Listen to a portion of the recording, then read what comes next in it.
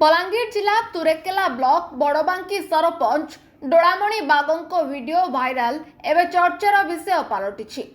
Video sarpanch ward member मानू भोजी देइथिबा बेले आसंता अनस्ता vote रे पुणी मते भोट देवाकू से वार्ड मेंबर को गोड़रे मुंडिया मारी गुहारी करछन्ते। भूल और भोट काना सब लोग ने जानबा ए हो उठे कर पता ले क्या सौदिया बाबू मत बिना आगे आछो क्या बदलिया लागे चलो उठो चलो नहीं अब चलो ए सुन दो भल नहीं से आरे बरोबर मतलब भल देखा तो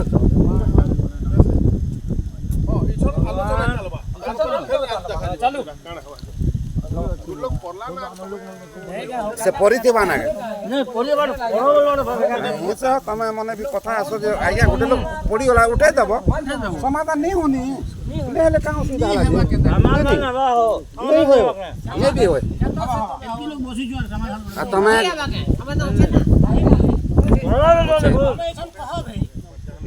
बड़बांकी सरपंच को गादीच्युत करने को वार्ड मेंबर अनास्था आनिछन्ते।